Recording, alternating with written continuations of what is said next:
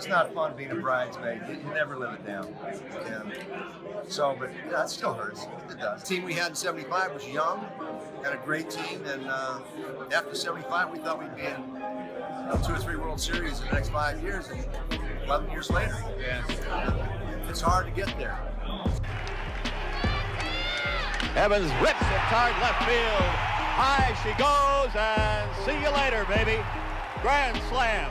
And I said the fans, they make it special. And once you learn that they're emotional, you fall in love with them. Dwight Evans once looked a reporter dead in the eye and said, "I hate his guts." That phrase, coming from one of the most composed and professional men to ever put on a Boston Red Sox uniform, stopped people cold. Because Dwight Evans did not talk like that. He was the quiet one, the steady one, the gold glove right fielder who played with dignity and discipline for 2 full decades and rarely said a harsh word about anyone in public. He was the kind of player coaches would point to when they wanted to show younger guys what a pro looked like. So when he started naming names, when he started listing out the players he genuinely despised, the baseball world paid very close attention. I am Mason, and this is Baseball Icons. If you love these deep dive old school baseball stories, tap the hype feature right now and give this video some hype so more fans can find it and enjoy it alongside you. Now, the title of this video says 7 legends, and that is absolutely true. Evans had 7 legendary opponents on his list, men whose names are known to any serious baseball fan.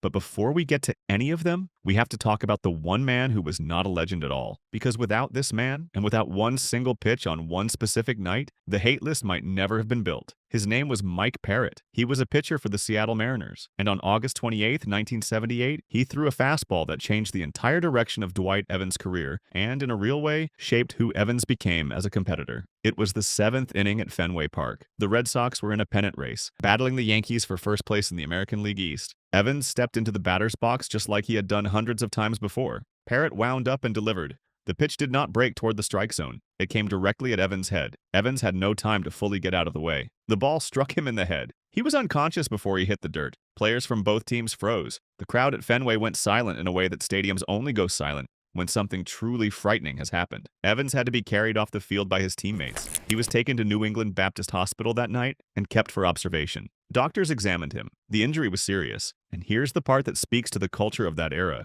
Evans came back to play just 5 days later. 5 days after being knocked unconscious by a fastball. By every modern standard of sports medicine, that is a terrifying decision. We know now that the brain needs significant recovery time after a concussive event, and that returning too soon can cause lasting damage. But in 1978, the understanding of head injuries in sports was primitive. Toughness meant getting back out there. So Evans got back out there, and for the next several years, he paid a heavy price for it. The damage that lingered was not obvious to anyone watching from the stands, but Evans lived it every single day. He developed persistent double vision, which doctors call diplopia. That means his eyes were not aligning correctly and his brain was receiving 2 separate images instead of 1. For a baseball player, this is devastating in ways that are hard to overstate. An outfielder needs to track a fly ball from the moment it leaves the bat, reading the trajectory through air, through changing light, around the sun, off strange angles. A hitter needs to pick up the rotation of a baseball out of a pitcher's hand from 60 feet away and make a decision in less than half a second. When you are seeing 2 baseballs instead of 1, that task becomes nearly impossible. You are guessing.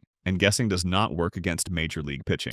The vertigo that came alongside the double vision was in some ways even worse. Vertigo is not simple dizziness. It is a full neurological disruption where the brain creates a false sensation of movement. The room tilts, the horizon shifts, the ground does not feel stable even when it is perfectly still. Evans described standing in the batter's box during this period as the worst feeling he had ever experienced in his entire life. The spatial disorientation was constant and unpredictable. He could not trust his own senses. And for an athlete at the highest level of professional sports, who has spent his entire life building an implicit trust in his body's ability to tell him exactly where he is in space, that betrayal of the senses is psychologically crushing. He became gun-shy. That is the term players used. It means that a hitter flinches on inside pitches, bails out on breaking balls that do not actually threaten him, and loses the ability to commit fully to his swing because part of his brain is always guarding against danger. Evans did not become gun-shy because he was weak. He became gun-shy because his brain had received genuine evidence that standing in the batter's box could put him in a hospital. That is a rational response. It just happens to be incompatible with being an effective hitter in the major leagues. Look at the numbers from those years and the story becomes clear without needing any words at all. Before the beating, Evans was building steadily toward becoming a complete offensive player. After it, something went flat. His ability to drive the ball for extra bases dropped and stayed down for several seasons. His on-base percentage, which measures how efficiently a hitter reaches base, stopped growing the way it had been. He was still a productive player by the standards of the era, but the upward trajectory that had been there before August of 1978 simply stalled. The prime years between ages 26 and 29, when most hitters reach their peak development, were the years Evans spent fighting a battle inside his own nervous system. The turnaround came gradually and then all at once. By 1980, there were signs of recovery. By 1981, with the help of hitting coach Walt Hriniak, Evans finally broke through in a dramatic way. Hriniak taught him a hitting philosophy built around keeping the head perfectly still throughout the swing and making contact with a slightly downward bat path. This technique, almost as a side effect, helped stabilize Evans's visual field. It gave his brain a simpler mechanical process to rely on, reducing the variables that were causing his sensory system to produce unreliable information. The results were stunning. His slugging percentage jumped to levels he had never reached before. He led the American League in home runs that season. It was the offensive breakthrough that made people start asking what would have happened if Parrott had not stolen those years from him. Evans never blamed Parrott for throwing at him intentionally. He was clear about that. His anger was not about malice. It was about competence and responsibility. His position was simple. If you are a pitcher in the major leagues, you have an obligation to your fellow professionals to have enough control over your pitches that you do not send men to the hospital. Parrott did not have that control. He was a professional who was not capable of meeting the basic safety standard his profession required. And in Evans' world, that failure was unforgivable because of the consequences it created. The incompetent professional is dangerous in any field. In baseball, the incompetent professional can end careers with a single pitch. That is the foundation. That is the event that built the walls of Evans' worldview as a competitor. Everything else on this list has to be understood through that lens. A man who had been put down by a fastball, who had spent years clawing back from neurological damage, who had felt what it was like to have his career threatened by physical force, had zero tolerance for anyone who treated that kind of danger carelessly. The 7 legends who follow made him feel that way for different reasons, but the same fire was burning underneath all of it. We are going to count down the 7 legends starting from number 7 and working our way toward number 1. Each one earned their place on this list through specific actions and specific violations of the code Evans lived by. Let us get into it. Number 7 on the list is Jack Morris. Morris was the ace of the Detroit Tigers through much of the 1980s and one of the most competitive pitchers of his era. He is in the Hall of Fame, inducted in 2018, and his supporters point to his reputation as the best big-game pitcher of his time, someone who rose to every important moment and delivered when the stakes were highest. Plenty of people love Jack Morris. Evans was not one of them. On the mound, Evans saw Morris as unnecessarily nasty in a way that went beyond normal competitive intensity. Morris was known for brushing back hitters, meaning throwing pitches close to a batter's body to force them away from the plate and make them uncomfortable about leaning in. Every pitcher does this occasionally, and it is a legitimate part of the game. Hitters who crowd the plate need to be moved back, or they will punish any pitch over the inner half. But Evans believed Morris turned that tactic into something uglier. He felt Morris was not trying to establish the inside part of the strike zone in a strategic way. He felt Morris was using the threat of physical pain as a form of personal intimidation, as a way of asserting psychological dominance over hitters through discomfort rather than through superior craft. Given what Evans had experienced with Parrott, a pitcher who treated inside pitches with that kind of casual aggression was someone Evans could not respect. It brought back the feeling of a game being played with someone else's safety as an acceptable cost of doing business. But the issue that placed Morris specifically on Evans's list, the thing that made it more than just a competitive dislike between 2 intense men, had to do with the Baseball Players Union. The Major League Baseball Players Association, the union that represents all players, was fighting some of its most important battles in the 1980s. Free agency, the right for a player to choose his own team when his contract expires, had only been established in the mid-1970s. Salary arbitration, the process through which players could challenge low contract offers, was still being negotiated and refined. Pension rights and minimum salaries were all still contested territory. The union needed every player to stand behind it. The power of a union comes entirely from solidarity. One player who breaks ranks weakens everyone else. Evans believed in the union and what it represented with genuine conviction. He had seen firsthand how a player's career could be disrupted or ended in an instant, and he understood that without the union's protections, players were completely vulnerable to whatever owners decided to pay them, or however they decided to treat them after an injury. The brotherhood of baseball, in Evans' mind, was not just a nice idea, it was a practical necessity. Morris, in Evans's assessment, was a lone wolf who did not share that commitment. Evans felt Morris put his personal brand, his reputation as a tough competitor, above the collective interests of the players around him. Whether that manifested in how Morris behaved during labor actions, how he talked about union negotiations, or simply in the overall attitude he projected, Evans read it as selfishness. And in Evans's ethical code, a man who benefited from what others sacrificed to win without being willing to contribute to that effort was betraying his profession at a fundamental level. Number 7, Jack Morris. Nasty competitor on the field. Brotherhood breaker off it. That is Evans' verdict. Number 6 is George Brett. This entry still surprises people when they hear it, and it is worth taking time to explain why, because on the surface it seems almost impossible. George Brett is one of the most celebrated players in baseball history. He was inducted into the Hall of Fame in 1999 with a near-perfect ballot. His 1980 season, when he threatened to bat .400 for a full year, is one of the most captivating single-season performances the sport has ever seen. He was tough, passionate, relentless, and seemingly everything that Evans himself would have admired in a competitor. They were both playing the game hard and playing it to win. But Evans's criticism of Brett was not about character in a broad sense. It was about a very specific thing that Brett and the Kansas City Royals did on the bases that Evans believed crossed the line from aggressive to calculated dangerous. The complaint was about late takeout slides. To understand why this mattered so much to Evans specifically, you need to understand the physics and the purpose of different kinds of slides. A clean, hard slide begins several feet before the base. The runner drops to the ground early, uses momentum to skid toward the bag, and reaches out to touch it. It is aggressive and sometimes painful for the fielder to absorb, but the purpose is genuine. The runner is trying to reach the base safely and perhaps disrupt a double play in the process. That is legitimate. It has always been part of the game. A late slide is different in a very specific and important way. It begins at the bag itself or even beyond it. After the play is essentially complete, the runner has already been put out or has overrun the base. The momentum of the slide carries the runner directly into the fielder's lower body, targeting the shins and knees after the time when the slide could have any effect on the outcome. The base is behind the runner. The only thing in front of them is the fielder's legs. As a right fielder, Evans was regularly in positions where he might be backing up throws to second base or chasing relayed throws in the infield gap. He was a target for those slides when covering bases or moving through infield areas on backup plays. He cited the Royals style and Brett specifically as practitioners of this late slide approach. From Evans's perspective, there was no baseball purpose to a late slide. You are already out. The play is over. The only result of continuing into the fielder is to potentially damage their legs. And Evans, who saw every physical threat to another player's body through the filter of his own experience with how quickly injury could derail a career, read that as intentional harm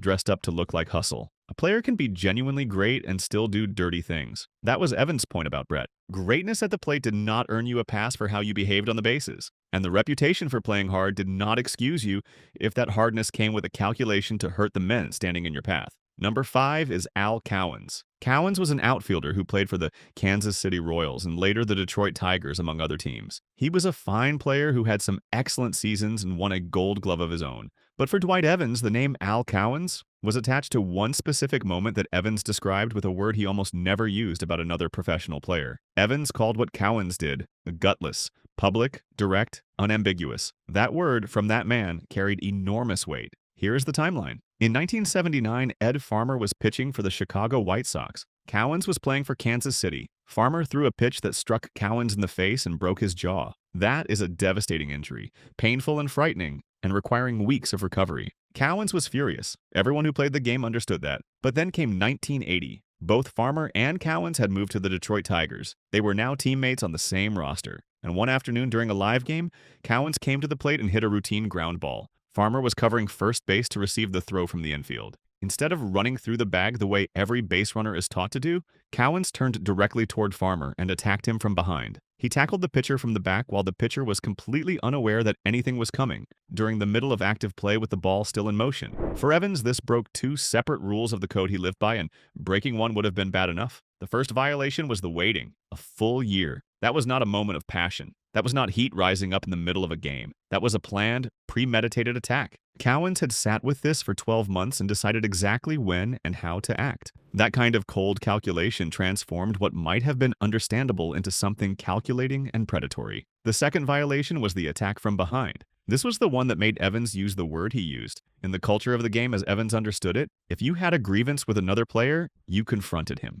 You let him see you coming. You gave him a chance to respond. Even in a brawl, there was an expectation of facing your opponent directly. What Cowins did was the opposite of that. He chose the most cowardly method available, a surprise attack on a man who had his back turned and no chance to protect himself. In Evans's vocabulary, gutless meant exactly this. It meant you did not have the courage to face someone honestly, so you used unfair surprise to take them down instead. Evans rarely called out other players in public. He kept his opinions inside the clubhouse as a rule. The fact that he chose to make his feelings about Cowins a matter of public record tells you how deeply the incident offended his sense of what it meant to be a professional athlete and a man. Number 4 is Goose Gossage. Gossage is in the Hall of Fame. He was inducted in 2008 after being one of the most dominant relief pitchers anyone had ever seen. He threw a fastball that generated almost supernatural velocity for the era, and he stood on the mound with a presence that seemed to tell every hitter that they were already behind before they even stepped in. Hitters from that period describe facing Gossage as one of the most intimidating experiences of their careers. His numbers back up every word of that reputation. Evans looked at all of that and called him a villain. Not a great competitor, not a fierce adversary, a villain. And he called him a headhunter, which in baseball means a pitcher who throws at hitters' heads, not for any strategic purpose, but specifically to generate fear of physical harm. The debate over inside pitching has existed as long as the game has. Pitchers are supposed to claim the inside part of the plate. A hitter who leans over it without consequence will hit anything a pitcher throws over the middle of the zone. Moving a hitter off the plate with a pitch close to the body is a legitimate technique. It has always been part of the competitive vocabulary of pitching. Pitchers like Jim Palmer and Catfish Hunter, both contemporaries of Gossage, would work inside aggressively but stayed below the shoulders. The purpose was positioning, claiming space, preventing the hitter from setting up comfortably. They were not targeting heads. Evans believed Gossage was doing something fundamentally different. He believed Gossage was using velocity aimed at the upper body, and sometimes the head, specifically to put the thought of injury in the hitter's mind, not to move them off the inside corner, not to claim the strike zone, but to make them scared. To put a fraction of hesitation into their decision-making at exactly the moment when hesitation meant they were already beaten. That, Evans argued, was not pitching. It was psychological coercion through the threat of physical trauma. Consider who was saying this. A man who had been hit in the head, who knew from direct experience what that ball felt like making contact, what the moment of unconsciousness was, what the months of double vision and vertigo and sensory confusion cost. Dwight Evans did not need to imagine what a pitch to the head might do. He had lived the aftermath. And a pitcher who used that outcome as a tool, who made a career weapon out of the fear of that result, was someone Evans could never see as anything other than a man exploiting the most dangerous moment in the sport for personal advantage. Number 3 is Thurman Munson. Munson died tragically in a plane crash in August of 1979 at the age of 32. He was the captain of the Yankees, beloved in New York, respected across the league for his toughness and his competitive fire. Discussing his place on this list requires acknowledging that reality with honesty and respect. Evans was not celebrating the man's death or speaking ill of him without cause. Evans simply had a genuine, long-standing, and mutual dislike with Munson as a competitor, and any honest account of Evans' animosities has to include it. Munson was the heart and soul of the Yankees teams of that era. He was surly and rough and deliberately confrontational. He used psychological pressure as a conscious strategy. Standing in against a left-handed pitcher with Munson crouching behind the plate, you would hear things muttered under his breath, feel his presence as an aggressive intrusion on your concentration. He was vocal. He was abrasive. He was the kind of competitor who treated every at-bat as a personal confrontation between two men rather than a moment in a game. Evans was none of those things. He was private. He was controlled. He did not perform his emotions or use aggression as theater. He went to work. He did his job. He let the results determine how people felt about him. The contrast between their styles was total, and it created a dislike that was real on both sides. Evans admitted openly that Munson was the player in baseball he most wanted to humble. The choice of that word matters enormously. To humble someone is not just to beat them, it is to make them feel lower than they believe they were. It is to puncture the pride of a man who wears that pride loudly and publicly. Evans wanted to be the one standing across from that pride and reducing it in some meaningful, on-field way. That is a specific and personal desire that tells you everything about the depth of feeling between these two men. The rivalry was the Red Sox and Yankees rivalry distilled into two individual personalities. Munson was everything the Yankees were in that era. Loud, winning, difficult to deal with, seemingly convinced of their own superiority. Evans was everything Evans was. Quiet, principled, fighting to meet and exceed that dominance through skill and preparation rather than volume. Number 2 is Graig Nettles. Nettles was a third baseman who had one of the most spectacular World Series defensive performances anyone had ever seen. He was a genuine talent. But for Dwight Evans, none of that mattered compared to what happened on May 20th, 1976, in a brawl at Yankee Stadium. What Nettles did that day, to a man Evans played alongside every day,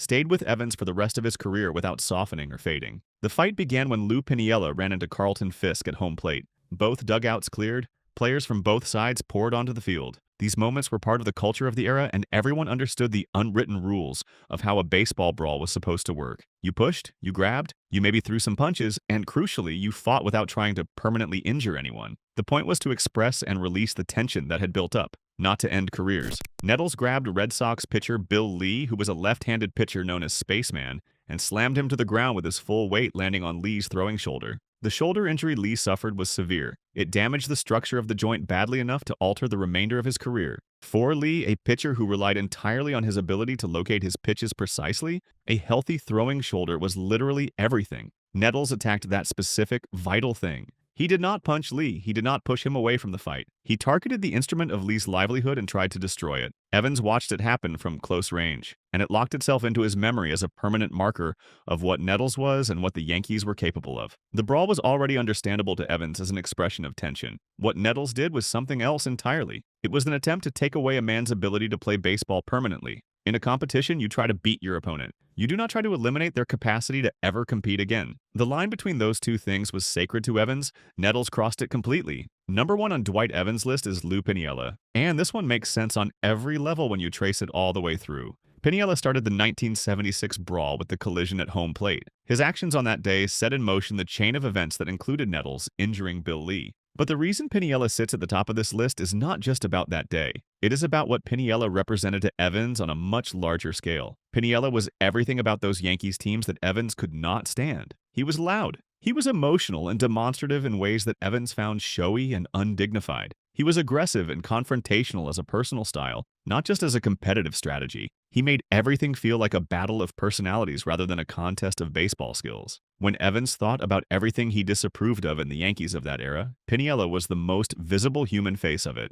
The Yankees under Steinbrenner were spending money in ways the sport had never seen. They were buying their rosters through financial dominance. Evans came from a world where you built something through development, loyalty, and collective effort. The Yankees were a shortcut. They were using their payroll to skip the parts of team building that required patience and sacrifice. To Evans, there was something corrupt about that, something that violated the spirit of honest competition. And Piniella, walking around as loud and as entitled, as if he had personally earned every win, was the symbol of it. When the brawl happened, when Piniella crashed into Fisk and everything exploded, Evans saw the Yankees' true self come to the surface in that moment. The arrogance that was always just underneath the bravado finally expressing itself physically. He fought that day with everything he had, not just for Fisk, not just for Lee, for the belief that you did not get to behave like that the game and the people who played it deserved better. Together, these 8 men form something more than a grudge list. They form a complete moral portrait of how baseball could be degraded and what it looked like when someone refused to accept that degradation. Each name is a different failure. Parrott is incompetence that becomes dangerous.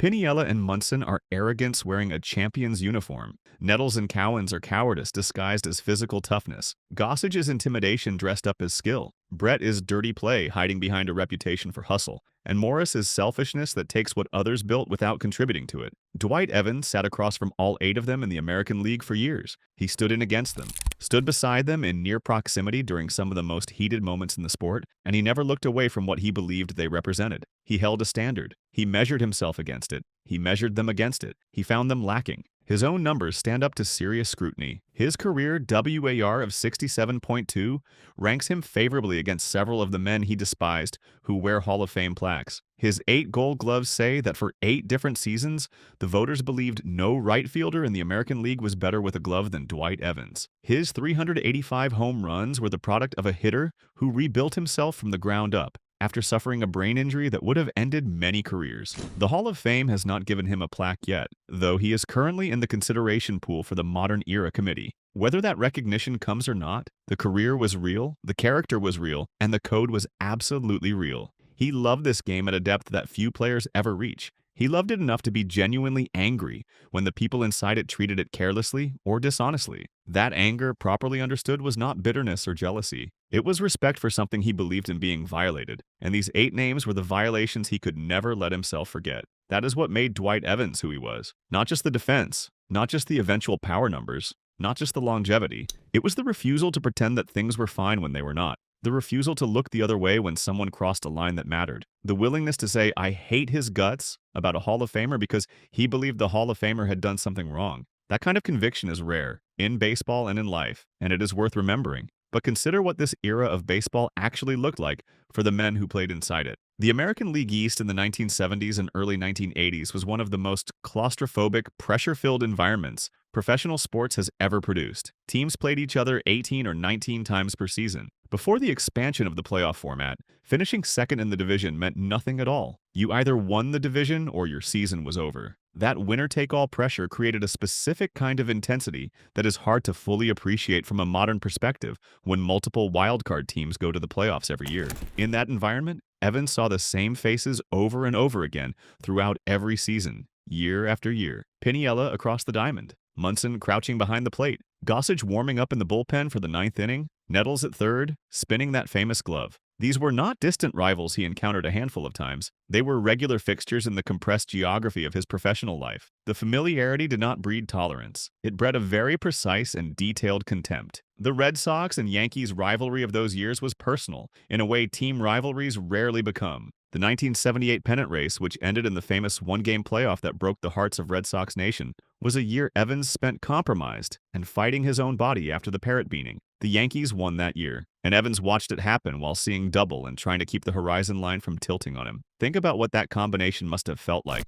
Physically suffering from an injury caused by incompetence. Watching the team whose players he despised most take the division away. That is a specific kind of pain that compounds itself. His disdain for the Yankees was never just about losing. It was about what he felt they represented and how they went about winning. Steinbrenner's Yankees were assembling rosters through financial dominance in ways the game had not seen before the advent of free agency. To Evans, there was a purity to competition that the Yankees' approach violated at its core. Real competition meant building something together, developing players through the system, winning through accumulated skill and teamwork. Buying talent at a premium was, in his view, a way of purchasing success that others were earning the harder and more honest way. Piniella was the loudest expression of that culture. Munson was the most combative. Nettles was the most violent. Gossage was the most physically intimidating. Each of them represented a different face of a Yankee organization that Evans found objectionable from its foundation. And each of them earned their spot on his list not just by being Yankees, but by doing specific things that violated specific principles Evans held. What Evans built over those 20 seasons was something that outlasts the bitterness of any individual rivalry. He built a reputation as a man who played the game exactly the way he believed it should be played,